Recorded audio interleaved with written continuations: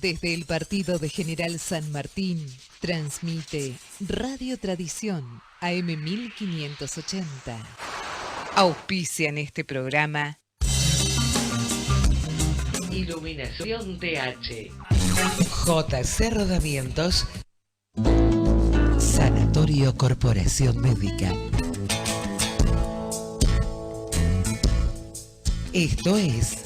Si lo que quieres es vivir 100 años, Excelencia Médica en AE, un espacio radial dirigido a la prevención y promoción de la salud.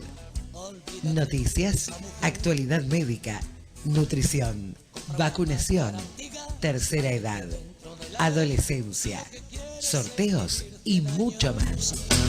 haz músculos de 5 a 6. Con la conducción de la doctora Amelia Franchi. Excelencia Médica en AM, por AM 1580, Radio Tradición. Un hogar en el que nunca. Excelencia Médica en AM, tu programa en salud. Evita el humo de los clubs, reduce la... Buenas noches y bienvenidos a un nuevo programa de Excelencia Médica. ¿Cómo están? Excelencia Médica en Radio. 4754-8784, 4713-2517. Como saben, todos los últimos lunes de cada mes tenemos con nosotros a la licenciada en Psicología, la licenciada Lidia Granero. ¿Cómo estás, Lidia? ¿Me escuchás? Hola, sí, te escucho medio lejos, pero sí, te escucho. ¿Estás buenas lista? noches, gracias por la invitación nuevamente de los lunes. No, al contrario, nuestro agradecimiento a vos y bueno, ¿estás preparada para escuchar todo lo que nos han mandado por mail? Recuerdo bienvenido sea. Nuestro mail, lo recuerdo, es excelenciamedicanradio@gmail.com. Y como la última vez que estuvimos con vos, Lidia, estuvimos hablando de violencia, y la violencia tiene varias aristas y varias formas. Uno de los mails que ha llegado en relación a que el 17 de mayo fue el Día Mundial contra la Homofobia, día especialmente muy reconocido desde todos los países del mundo, y que desde el 17 de mayo, desde la Organización Mundial de la Salud, se habla del Día contra la Homofobia, en realidad, ¿no es cierto? Que tiene relación ese día justamente con el día en que se dejó de utilizar la palabra homosexualidad como una enfermedad. Perfecto, sí. Entonces, bueno, la pregunta fue, ¿qué sucede con la violencia en esto, en la discriminación, en los problemas de las personas cuando discriminan acerca de la diferencia de género, de la identidad de género, ¿no es cierto? Sí, esta temática, toda esta línea de trabajo, de pensamientos, de nuevas formulaciones que se han hecho a partir de los estudios de género, digamos que son estudios desde hace bastantes décadas, nos plantean, digamos, no solo mirar las famosas diferencias de género entre el hombre y la mujer, sino estas otras nuevas constituciones subjetivas que han aparecido y que, digamos, piden ser analizadas y piden ser reconocidas en el marco, en principio, de la Declaración de Derechos para todos estos seres humanos, todos estos ciudadanos que eligen las elecciones sexuales supuestamente no tradicionales, como ser varón, ser mujer, tener género femenino, tener género masculino. Por ahí definiríamos esta cuestión de qué sería esto del género, ¿no? Como sí. El género de alguna manera es una red de creencias, una red de valores, de conductas que históricamente ha sido diferenciada en relación a cómo la mujer debe ser mujer, cómo el varón tiene que ser varón. Son construcciones de tipo social, de tipo religioso, de tipo cultural, de tipo político, y ante, digamos, el tema de la homosexualad, de la transexualidad, de estas nuevas construcciones en relación a la sexualad, nos vuelven a interpelar, ¿no?, acerca del fenómeno de la discriminación. Y siempre, fíjate, y nuestros oyentes, tus oyentes van a poder visualizar esto, que la discriminación siempre aparece sobre estos grupos, sobre estos colectivos que están como en inferioridad de condiciones, ¿no? Sí. Como que son sujetos que por suerte en nuestra legislación, ante estas nuevas legislaciones con respecto al derecho a la identidad de género, se han ido como, bueno, poniendo sobre la mesa y poniéndolo a través de la ley, digamos, de alguna manera visualizándolos.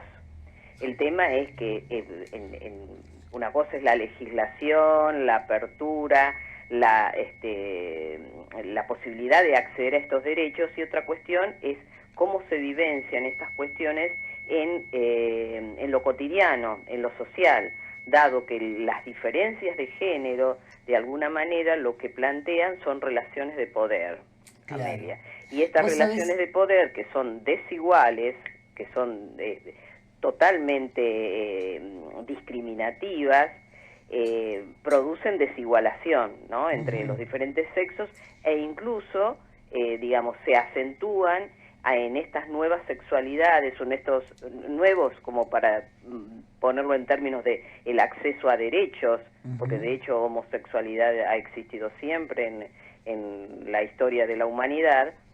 Por ahí todos estos nuevos fenómenos de transexualidad son, digamos, hechos que aparecen, forzamientos por ahí de los cuerpos y de las identidades y de las subjetividades que buscan ser vistas, ser escuchadas, Sí. ser puestas a la luz. Y obviamente eso produce violencias. Claro, vos sabés que buscando el tema y a través de estos mails que llegaron otro con respecto a lo que es la ley de identidad de género, buscando información, hablan de que hay 80 países que todavía criminalizan el tema de la homosexualidad.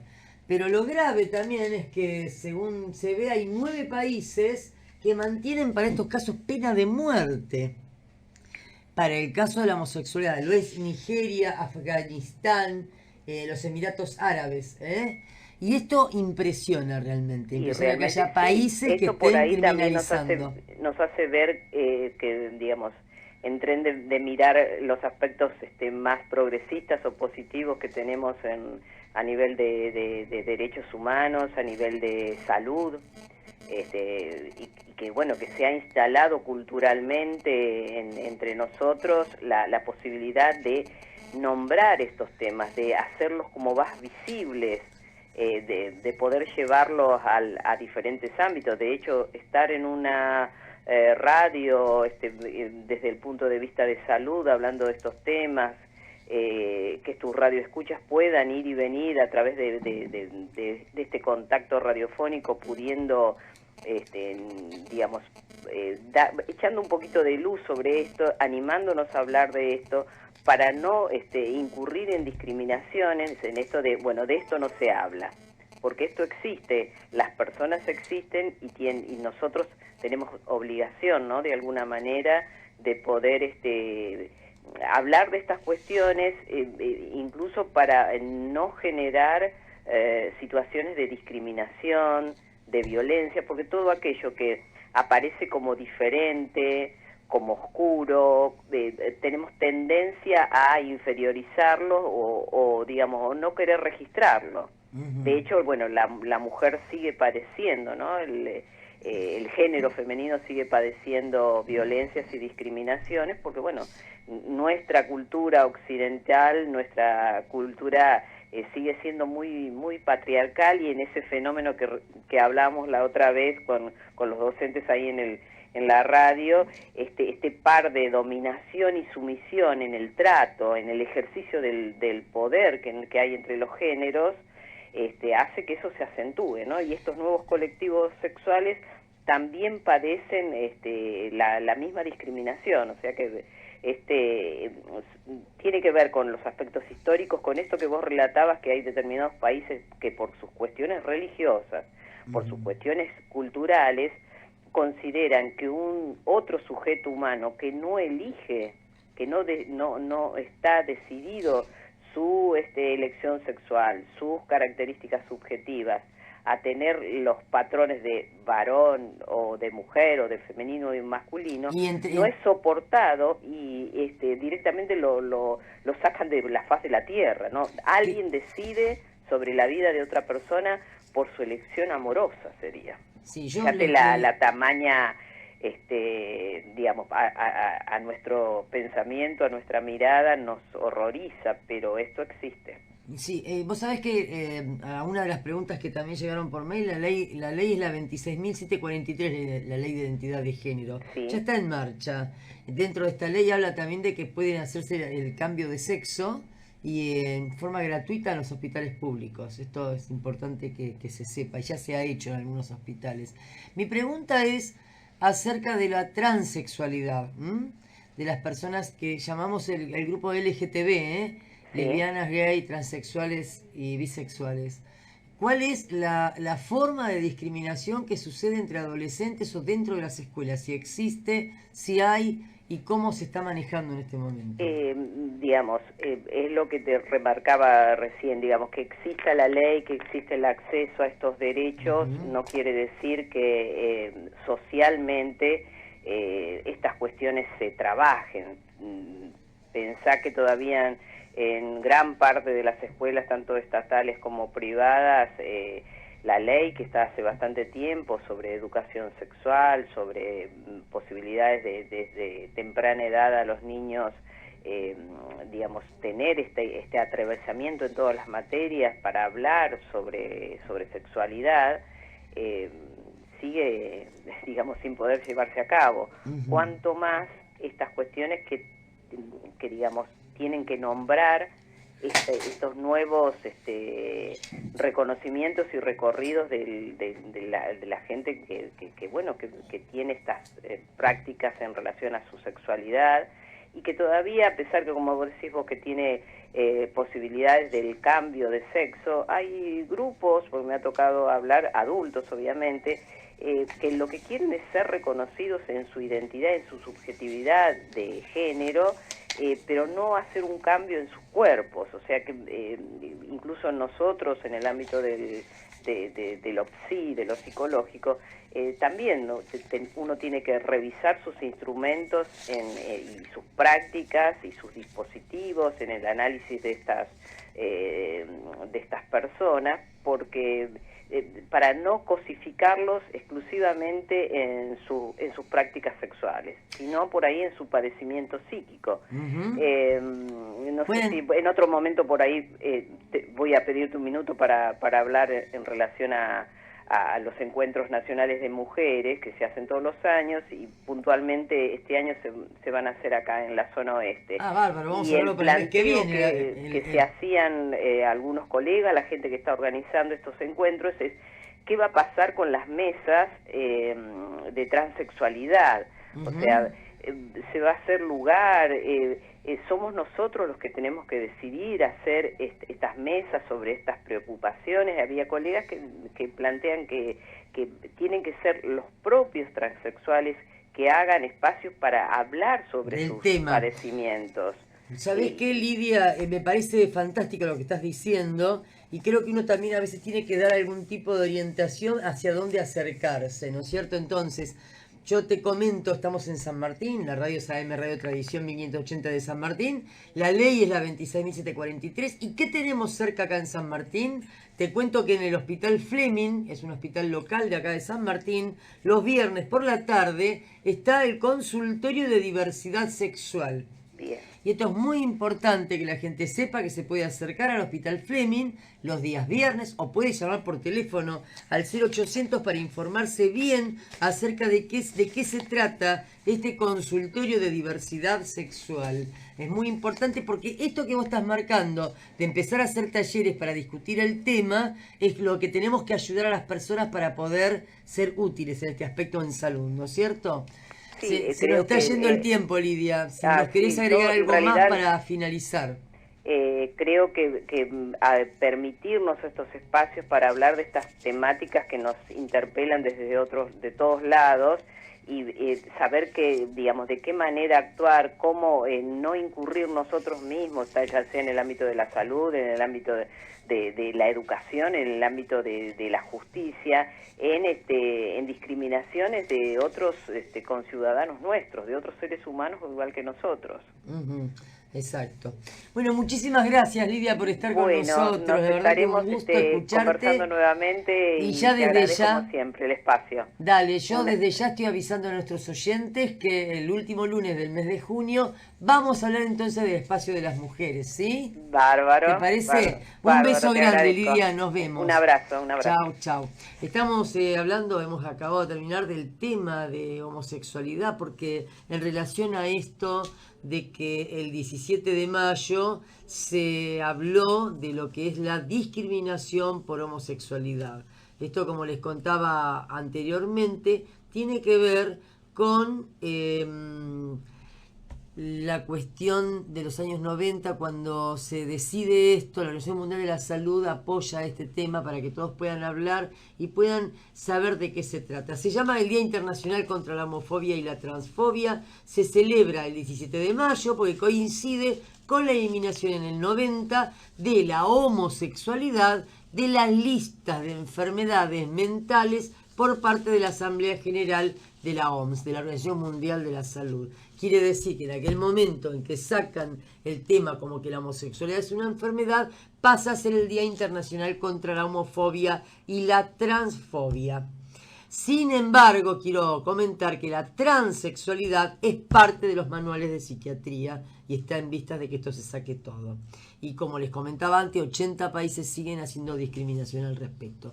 Estás en AM1580 Radio Tradición, estás acá, estamos acompañados por el historiador Rubén Correa, que se nos acerca en el día de hoy, que ya varias veces lo hemos invitado, pero últimamente no viene, para contarnos qué pasó en esta semana de mayo, que acaba de terminar el domingo con una gran fiesta del 25 de mayo. ¿Cómo estás, Rubén? Tanto tiempo. ¿Qué tal, Amelia? Que no Tantos escuchamos años. tu voz de locución, de locutor. ¿Cómo estás? ¿Bien? Bastante bien, Bueno. el otoño me trata bien. Te trata bien. Bueno, Sí. vamos a ir a un pequeño corte, Vamos. Rubén, y vamos a luego a iniciar y hablamos un poquito de qué pasó en la semana de mayo, en aquellos años alejados, donde la peste también formaba parte, la fiebre amarilla y tantas otras enfermedades, y en el medio de eso, la revolución de mayo. Vamos al corte. Soledad sobre ruinas, sangre en el trigo, rojo y amarillo, manantial del veneno, escudo, heridas, 5 siglos igual, libertad sin galopes, banderas rotas, soberbia y mentiras, medallas de oro y plata, contra esperanzas, 5 siglos igual. En esta parte de la tierra la historia se cayó, como se caen las piedras a las que tocan el cielo, o están cerca del sol, o están cerca del sol. Desamor, desencuentro, perdón y olvido, cuerpo con mineral, pueblos trabajadores, infancias pobres, 5 siglos igual. Lealtad sobre tumbas, piedra sagrada, Dios no alcanzó a llorar. Sueño largo del mal, hijos de nadie, 5 siglos igual. Muerte contra la vida, gloria de un pueblo desaparecido. es comienzo, es final, leyenda perdida, 5 siglos igual. En esta parte de la tierra la historia se cayó, como secan las piedras, aun las que tocan el cielo, o están cerca del sol, o están cerca del sol. Es tinieblas con flores, revoluciones, y aunque muchos no están, nunca nadie pensó besarte los pies, 5 siglos igual.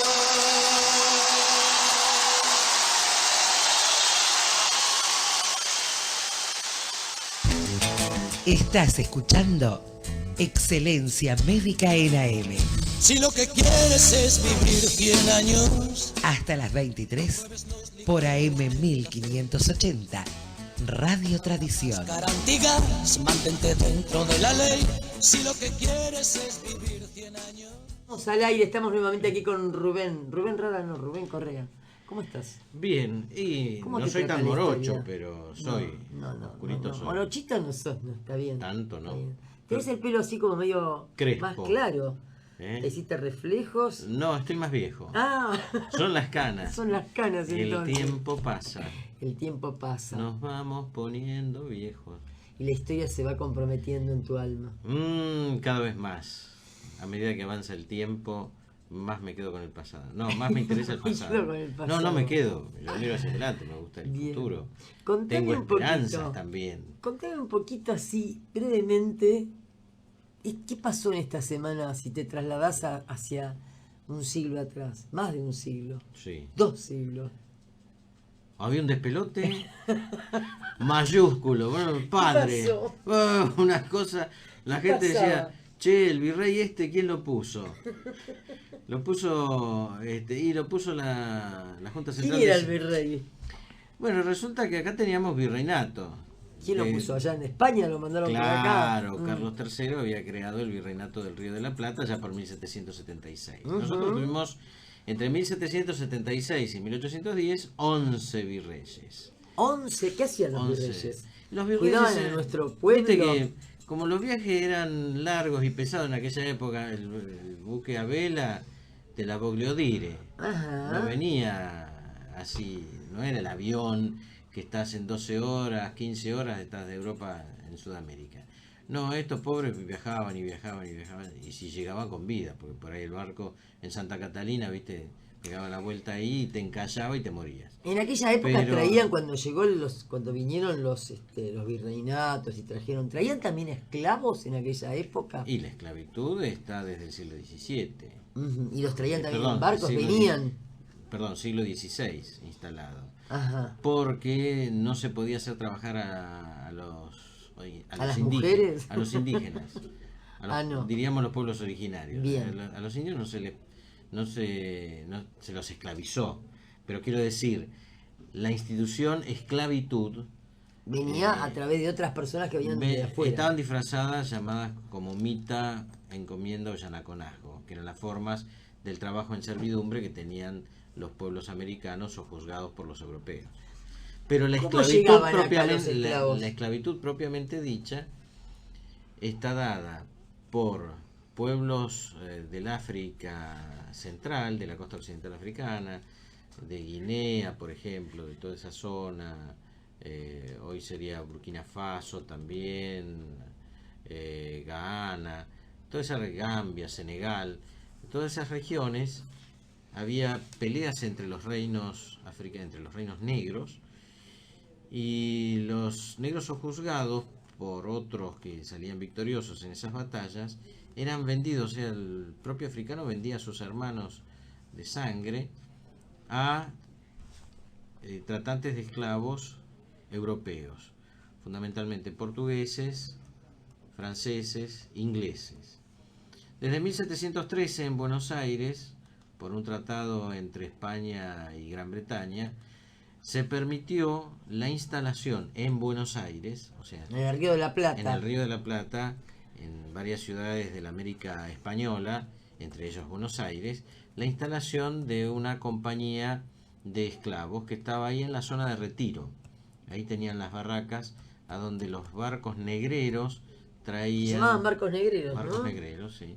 Traían a los pobres esclavos, que muchos morían en las travesías, ¿no? Porque en No le daban de comer, no le daban nada. condiciones infrahumanas y nefastas vistas desde nuestra óptica del siglo XXI, ¿no es cierto? Ahora, había esclavos negros. No ha quedado mucho en Buenos Aires, sí los vemos más, los descendientes de negros en Montevideo, en la banda oriental, en el Uruguay, en la República Oriental del Uruguay. Y acá diversas han sido los motivos que se dicen por los cuales han desaparecido los negros. Después, por ejemplo, después de la primera invasión británica, conocida como... ¿Cuándo fue? En 1806. 1806. Después de la Reconquista, se crearon diversos regimientos, ¿no? Santiago de Liniers, que había quedado como el jefe militar después de la primera invasión inglesa, ordena la creación de nuevos regimientos para defender la ciudad ante una posible segunda invasión que se verificó al año siguiente, en 1807. Uno de los regimientos que se creó fue el de Pardos y Morenos, que era precisamente con estos muchachos de raza negra que eran esclavos y cuyos amos les permitían enrolarse en esa fila. Ellos, cuando fue aquí la revolución, cuando fue la guerra de la independencia, después muchos regimientos de negros fueron los que iban al frente y eran los primeros que caían. Y después, ¿cuándo se abolió la esclavitud? La esclavitud se abolió por la Asamblea General Constituyente de 1813. Fue después de la revolución. La Asamblea dictó vendría a ser como un decreto, no una ley, porque no es un cuerpo constituyente, no un cuerpo legislativo. La libertad de vientres, esto era que todos aquellos hijos de esclavos nacidos a partir del 31 de enero de 1813, que fue el día que se estableció la Asamblea Constituyente, la Asamblea del año 13, todos los hijos de esclavos que nacieran después del 31 de enero eran nacidos libres. Sus padres continuaban bajo el régimen de la esclavitud, pero el régimen permitía que el esclavo, con el producto de su trabajo, comprara su libertad. Y ahí tenemos a los que se llamaban los negros libertos. Cuando fueron las guerras de la independencia... No. Ya sabemos cómo es alguna gente, se divierte y bueno. Está bien. Es terrible pensar que tomaban gente y los trataban infrahumanamente, ¿no? Sin atados. Se dice, las crónicas de época se dice que el trato hacia el esclavo negro en el Río de la Plata fue mucho más benigno que en otros lugares. Entonces, y aparte porque era una mercadería cara. O sea, no eran personas, eran cosas. Estaban en el comercio. Cuando obtenían su libertad pasaban a tener derechos. Restringidos, pero los tenían. En este caso, la libertad ambulatoria. Tipos no se podían ir de... Pero tenían trabajo, le pagaban por un trabajo. Entonces, tenían la libertad, pero se morían de hambre. No. Dentro de la misma casa trabajaban, tenían algunos oficios gastronómicos o... En curtiembres o lo que tenía que ver con el campo. O de carpintería o trabajo de campo. Y si ese producto de su trabajo artesanal era comercializable, lo vendía y con lo que ganaba, con eso iba pagando su libertad a su amo. El esclavo era caro. ¿Sabes que estamos así, ¿no? Hoy hablamos de la esclavitud, nos fuimos de tema, ¿no es cierto? Pero qué importante porque mucha gente no sabe que en aquella época esto existía ahí en el Río de la Plata. Sí, porque cuando uno en la escuela primaria visualizaba, tenía el acto del 25 de mayo. Veías lo que vendían las empanadas, la mazmorra, pero no se hablaba de esto, ¿no? La mazamorra, la negrita de la mazamorra. La negrita, exacto, pero era gente que no tenía libertad propia. Para que quemen los dientes. ¿De qué se moría la gente? De lo mismo que se muere ahora. De lo mismo, pero con epidemias importantes que hubo. Claro. y que además no tenían Hay la que parte recordar que la médica. primera vacuna fue de 1796 Bien, contra la viruela. contra la viruela. Contra la viruela. Exacto, pero a ellos no se los vacunaba. No, acá se empezó el Saturnino Segurola, que era un canónigo, un sacerdote, Sí. fue el que introdujo la vacuna antivariólica en el Río de la Plata. Y hay que recordar también que acá existía el protomedicato desde los tiempos del virreinato, es ¿A qué decir, le llamamos protomedicato? en lo que sería el antepasado de la Facultad de Medicina. Ujú. O sea, aquellos... Tiempo A. Claro, no existía una universidad, la Universidad de Córdoba no otorgaba títulos de médico, la Universidad de Córdoba es de 1622, fue la primera universidad de lo que hoy es nuestro territorio de nuestra República Argentina, y recién la Universidad de Buenos Aires fue creada el 12 de agosto de 1821, quiere decir que para esta época de 1810 que nosotros estamos relatando, no había no había universidad pública. Y existía, a los efectos de ustedes los médicos, Nosotros los médicos. Existía- En esa época estábamos los médicos y los sacerdotes, vos. claro, Y los boticarios. y los boticarios. Pero de Éramos hecho se personas estudiaba, importantes, ¿no? Como ahora, viste, que Pero- estamos perdiendo... no se estudiaba medicina, pero se estudiaba derecho, Sí. y derecho civil y derecho canónico, Está es decir, bien, derecho religioso. muy bien. Y existía, ya te digo, el protomedicato, es decir, aquellas personas que traían conocimientos en el arte de curar, como se decía en ese tiempo, pasaban por un tribunal examinador, donde entre otros estaba Miguel O'Gorman, un antepasado de Camila. Camila O'Gorman. Camila, la que fue fusilada acá Hay cerca. hay una escritora muy conocida de Argentina, de Córdoba, se llama Florencia Bonelli. Vos sabés que hace libros de historia prácticamente, son historias de amores e historias novelas, Sí. pero explica también toda la parte de la historia Sí. en aquellas épocas del virreinato, del Río de la Plata. Está La siempre- gente tenía pasiones igual que ahora. Exacto, pero Se muchas enamoraba. pasiones. Si lees algún libro de Florencia Bonelli, muchas pasiones Muchas pasiones. en aquella época. Y engaños. Pero además, bueno, muy interesante cómo podés insertar la Claro. historia de un pueblo, de un país, ¿no es cierto? Sí, sí, sí. Es Fíjense muy, muy ustedes cómo interesante. la historia acartonada o estructurada que nace con los primeros escritores de historia, Bartolomé Mitre, por ejemplo, Sí, los héroes no tenían pasiones, salvo el libertar a la patria o pelear. no es por cierto eso. No, y por ejemplo con los ejércitos marchaban las soldaderas, Vos que eran fíjate. mujeres que acompañaban a los soldados. Sí, pero además vos fíjate que se hablaba hace un ratito, estábamos hablando con la licenciada respecto del día, de la homofobia Sí. y demás. Y vos sabés que en la época antigua, bueno, vos debes saber más que yo, que en la época antigua, cuando iban a pelear, iban a salir a ganar tierras en Europa, Sí. en el otro mundo, los soldados o las personas que iban a luchar durante años y se iban y no volvían, primero pasaban por lugares donde estaban los chicos jóvenes, los mancebos los llamaban, y tenían relaciones con esas personas del mismo sexo en aquella época. Después fue modificando, pero bueno, esto desde que el mundo es mundo, ¿no es cierto? Tenemos en... Bueno, Grecia tenía... Sí, sí.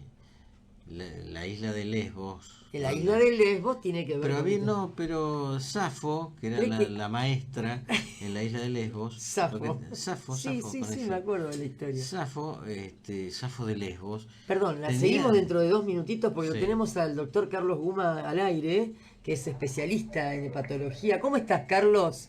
Hola Amelia, ¿cómo estás? te va vos? Bien, muy bien, muy bien. Aquí estábamos charlando acerca de temas que tienen que ver con la historia y con la semana que pasó del 25 de mayo. ¿Sabés, Carlos? Es un honor tenerte con nosotros. Carlos Guma, especialista en hepatología, jefe del servicio de gastroenterología del Hospital Eva Perón. Y bueno, nuestra llamada es porque vamos a hablar un poquito de hepatitis C. Mucha Sí. gente conoce la A, conoce la B, pero la C la tiene entre comillas. Y te Sí. llamaba hoy específicamente porque sabemos que el 26 de julio es el Día Mundial de las Hepatitis, pero algunos marcan también el día 19 de mayo, como un día en que se ha peleado mucho y se ha discutido y se ha tratado de conseguir cuestiones con respecto a la hepatitis C.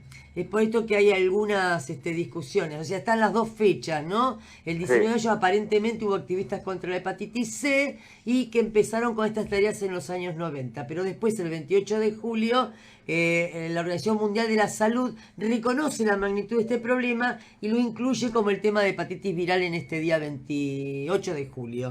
Así que bueno, entre medio de las dos fechas, te llamamos a vos para que nos cuentes un poquito qué es la hepatitis C y qué tenemos que hacer para poder prevenir este tipo de enfermedades. Exactamente, sí. Realmente, Amelia, vos hiciste un resumen de la situación totalmente acertado. En realidad, las hepatitis virales, en el 90% de los casos son producidas por los virus A, B y C. Pero los que adquieren mayor trascendencia son el virus de la hepatitis B y el virus de la hepatitis C, porque son los que pueden generar hepatitis crónica, cirrosis y enfermedades aún más preocupantes como tumores hepáticos. Bien. El tema es que, bueno, el virus de la hepatitis A nunca da hepatitis crónica, es la que tenemos cuando somos chicos. En realidad, prácticamente en los países en vías de desarrollo, en la adultez ya el 70% como mínimo de los adultos ha tenido contacto con el virus A y bueno, ha curado sin secuelas a nivel hepático y bueno, cura, como los médicos llaman, con restitución ad integrum. En cambio, bueno, el virus de la hepatitis B, como decíamos, puede generar secuelas. La hepatitis crónica es una enfermedad de cuidado y obviamente esto se acrecienta si evoluciona a una hepatitis crónica, bien digo, con evolución a cirrosis. Pero es prevenible por vacuna. Vos sabés que hay 3 dosis, vos te he escuchado que lo has dicho. Hepatitis B, hay dosis para vacuna de hepatitis B. Para exactamente. Hepatitis C, ¿no? Tal cual. Y es decir que todos nos tenemos que vacunar contra la hepatitis B porque podemos estar expuestos al virus. Bien. En cambio, para el virus de la hepatitis C, es realmente la vedette del momento, porque es primero que hay cerca de 200 millones de portadores crónicos del virus de la hepatitis C. Por otro lado, la Organización Mundial de la Salud lo ha realmente de algún modo significado que es una de las 3 causas más importantes de muerte en el mundo en este momento, junto con el virus de la inmunodeficiencia humana y la tuberculosis, que como vos sabés, vos sos una excelente neumonóloga, no ha sido erradicada ni mucho menos. Quiere decir que ya se está pegando a estas 2 entidades que nombramos el virus de la hepatitis C. Además, no es prevenible por vacuna, no existe una vacuna como vos decías. Quiere decir que lo único que hay es la prevención secundaria del virus de la hepatitis C. ¿Qué significa eso? Que tenemos que cuidarnos obviamente de las transfusiones de sangre. Es decir, vos sabés que hay una ley que obliga que todos en los bancos de sangre todas las bolsas deben estar controladas se hacen alrededor de 8 determinaciones, y entre ellas al virus de la hepatitis C, y aquellas bolsas que son positivas se descartan, porque una de las situaciones de contagio del virus de la hepatitis C es por todos los productos de la sangre. Bien, Carlos, una pregunta. Vos hablabas de prevención secundaria. Sí. Mi pregunta es, si la hepatitis B tenemos vacuna, estamos previniendo con la vacuna. La hepatitis C, que no tiene vacuna, ¿tiene la mayor posibilidad de que tengas un contagio con hepatitis C? ¿Solo la transfusión? No.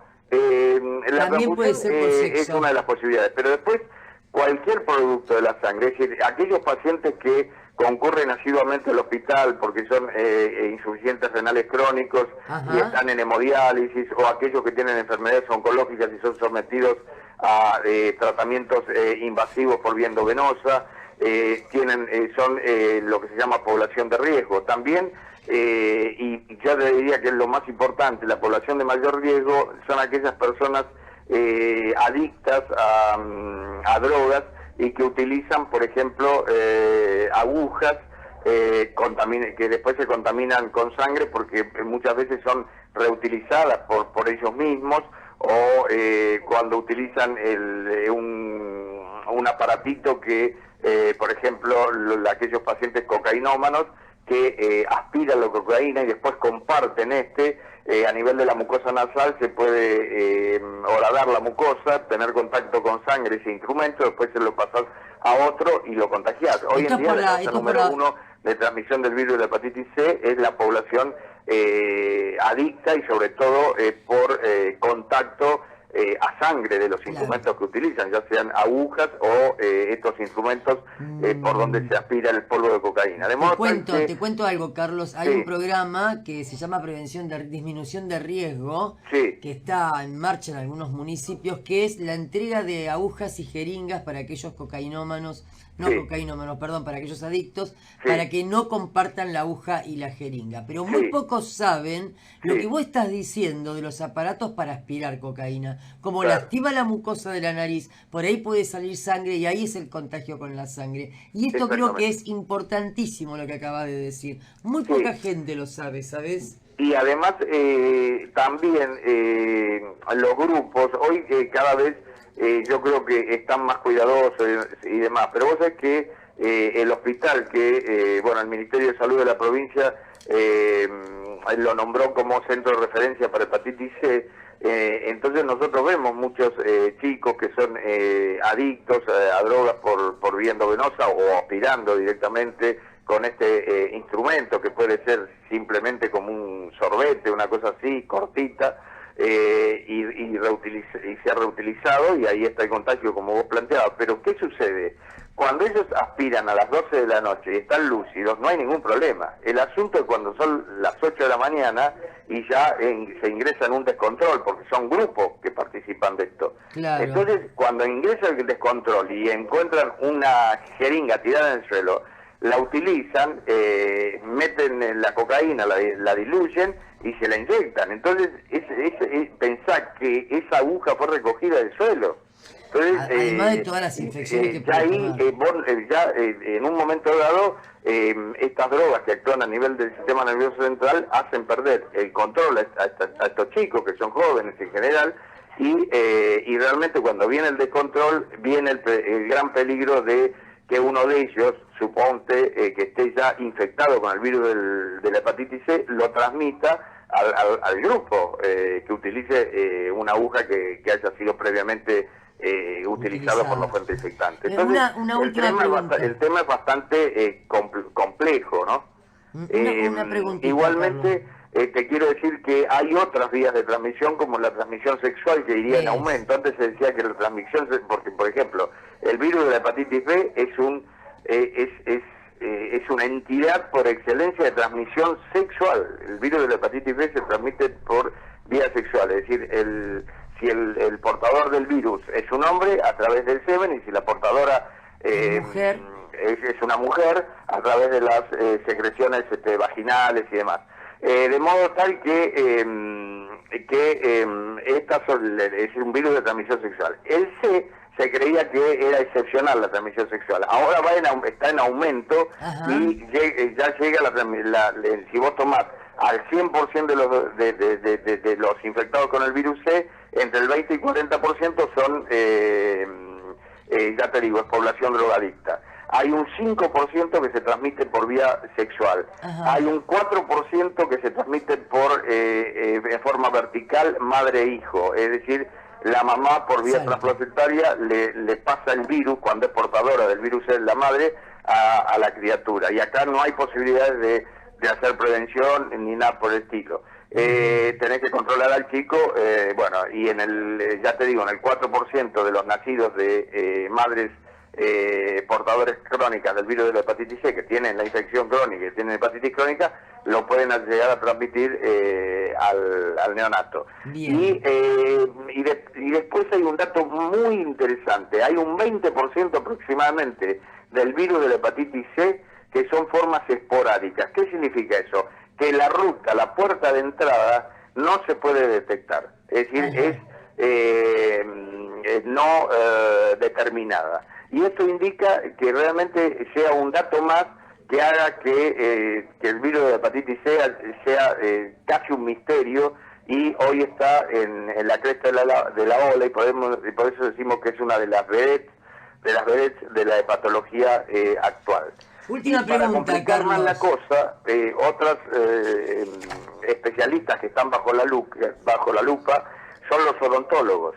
Porque eso es cierto, los sí. odontólogos, vos podés ir al mejor odontólogo, que técnicamente es perfecto, pero hay que preguntar sobre la bioseguridad. ¿Qué significa eso? ¿Cómo el material, si utiliza material descartable, no hay problema? Pero hay veces que los odontólogos tienen que utilizar material que se reutiliza.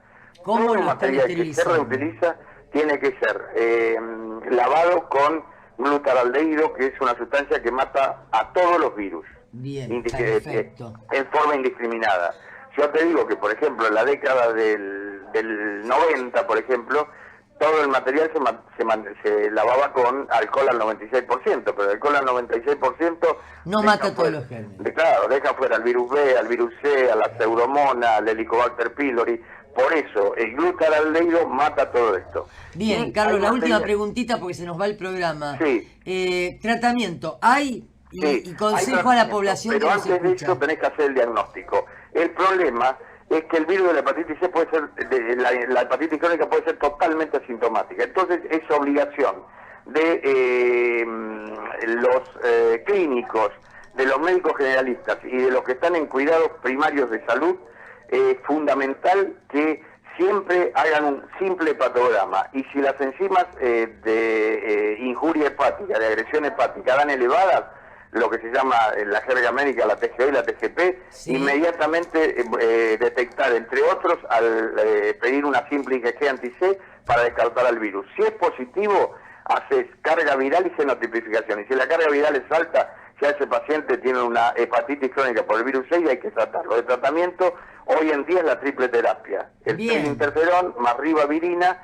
más las drogas de acción directa, lo que se llama inhibidores de proteasas. Y curás al 70% de los pacientes. Increíble. Y ya se vienen drogas, otras drogas de acción directa que van a estar en un año en Estados Unidos y después van a venir para la Argentina, que curan a más del 90% de las hepatitis crónicas por virus C. Es decir, va a desaparecer el virus C fruto de estas drogas. Excelente Es algo noticia. espectacular y es una primicia para vos.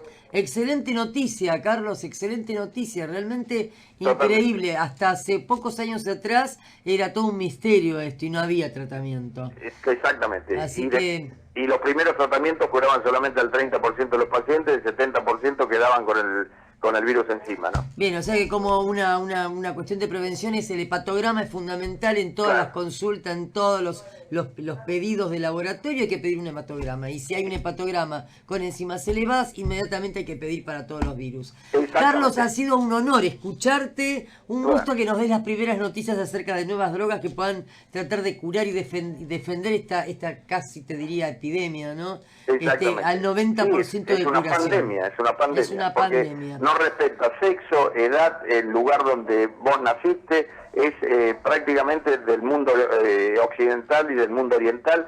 Es un virus que está en todos lados, contrariamente al virus B que predomina en el mundo oriental, pero sin embargo también está llegando obviamente a Occidente, ¿no? Bien, muchísimas gracias, Carlos, un gusto escucharte y bueno, esperamos tenerte siempre con nosotros, ¿eh? Sí, con mucho gusto, y te felicito a vos y por tu programa, y vos sos una excelente médica y por sobre todo una excelente persona, ¿no? Muchísimas gracias, Carlos, un beso enorme, te quiero. Chao, Mediale, un beso grande. Chao. Chao. Bueno, estuvimos hablando con Carlos Guma, especialista en hepatología, jefe del servicio de hepatología del Hospital Eva Perón. Realmente lo que nos ha dado son noticias nuevas y muy fresquitas porque viene del Congreso de Estados Unidos.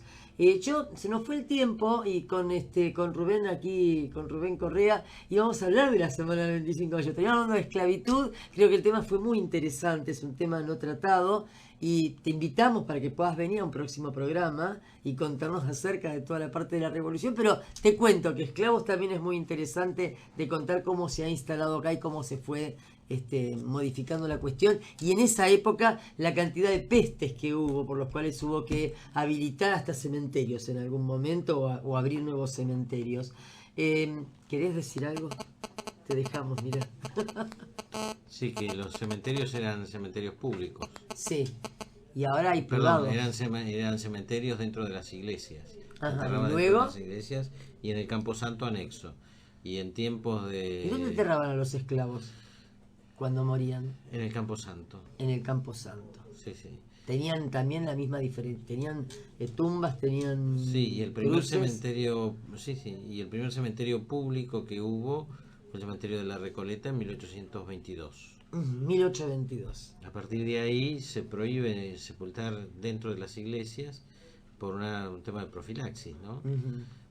De salud pública. Eso eran tiempos en que Bernardino Rivadavia, un hombre tan criticado en la historia reciente por los historiadores modernos, ha tenido sus cosas también. Siendo ministro de gobierno de la provincia de Buenos Aires, el general Martín Rodríguez, el gobernador emite un decreto por el cual se prohíbe el enterramiento dentro de las iglesias. Y es así que nacen también en los campos santos anexos y nacen los cementerios públicos. Buenos Aires va a tener el cementerio de la Recoleta, y había un cementerio de disidentes que estaba en las barrancas ahí cerca de la avenida Libertador, en Retiro. Bien, muchísimas gracias, Rubén. Y yo, antes de cerrar el programa, tengo que decir un par de cosas. Primero, el reporte epidemiológico. Cuando tenemos 2 segundos, tratamos de decir lo que pasa en Argentina y en el mundo. Por ejemplo, hubo en Santa Fe 2 casos de dengue en viajeros que regresaron de Brasil. Por ejemplo, quiero contar que los que se van a Brasil tengan cuidado, lleven para los mosquitos, pero además de todo eso, de cuidarse, de tomar el agua, que sea agua potable, como en todos lados cuando nos vamos de viaje. Recuerden, el que viaja para el Mundial 10 días antes, estamos dentro de la fecha, deben darse la vacuna, la doble viral, sarampión y rubiola, porque puede haber casos de sarampión y pueden traer importado desde Brasil, puesto que van mucha gente de todo el mundo, va al Mundial y desde ahí podemos traer para nuestro país este tipo de patologías que en nuestro país está erradicado prácticamente hace años que no hay sarampión, salvo los casos que hubo hace 4 años que vinieron desde el África. Así que atención. Sería interesante, Amelia, que en los próximos programas trate sobre las medidas sanitarias que van a tomar en el Mundial. Sí, vamos a contar las medidas sanitarias. Esta es una de ellas. No se vayan sin la vacuna de sarampión y de rubiola. Y por último, porque estamos exactamente sobre la hora, quería contar algo importante. Me pareció fantástico que hubo un premio Príncipe de Asturias y Quino, el creador de Mafalda, ganó el premio Príncipe de Asturias en España por el personaje central de Mafalda. Lo tomaron a la obra de Quino como inteligente, irónica, inconformista, contestataria y sensible, que sueña con un mundo más digno, justo y respetuoso, con los derechos humanos y sus lúcidos mensajes. Es por esto que ganó el premio y que realmente es un honor, un orgullo para la Argentina. Y alguna de las frases más inteligentes, hace 50 años, y parece que fuera el día de hoy, ¿no? Sí. Y una de las frases que a mí más me gustan de Mafalda, aquella que dice: comienza el día con una sonrisa y verás lo divertido que es ir por ahí desentonando con todo el mundo. Esta importantísima. Y otras frases, una que hablaba Mafalda y decía: y estos derechos a respetarlos, no vaya a pasar como con los 10 mandamientos. Sería lindo despertar un día y encontrarse con que la vida de uno depende de uno. Otra de las frases: resulta que si uno no se apura a cambiar el mundo, después el mundo es el que lo cambia a uno. Y otra de ellas: y si en vez de planear tanto voláramos un poco más alto. Y por último, antes de irnos, desde esta humilde sillita formulo un emotivo llamado a la paz mundial. Pensar que ayer el Papa pedía también la paz mundial y tratar de resolver el conflicto estando dando una misa en Jerusalén. Estamos en Excelencia Médica en Radio. Nos podés llamar al 4754-8784, escribirnos a excelenciamedicaenradio@gmail.com. Recuerden que la semana que viene, el lunes, vamos a estar con la abogada Marisa Eisenberg, que nos habla de los que están en el Observatorio de Derechos de la Facultad de Derecho de la UBA, el Observatorio en Salud, y recuerden que pueden contarnos, consultarnos, hablarnos o llamarnos por teléfono. Gracias por estar con nosotros. Rubén, muchísimas gracias por venir. Estás invitado para la semana que viene. Muchas gracias a Carlos Guma con la exposición tan impecable acerca de hepatitis C. Y por supuesto a Lidia Granero, que también nos habló al principio del Día Mundial de la Discriminación en Homofobia. Gracias y nos vemos la semana que viene. Chao. Auspician este programa Iluminación TH, JC Rodamientos, Sanatorio Corporación Médica. Terminamos el día juntos para descansar y reponer energías. En la noche, la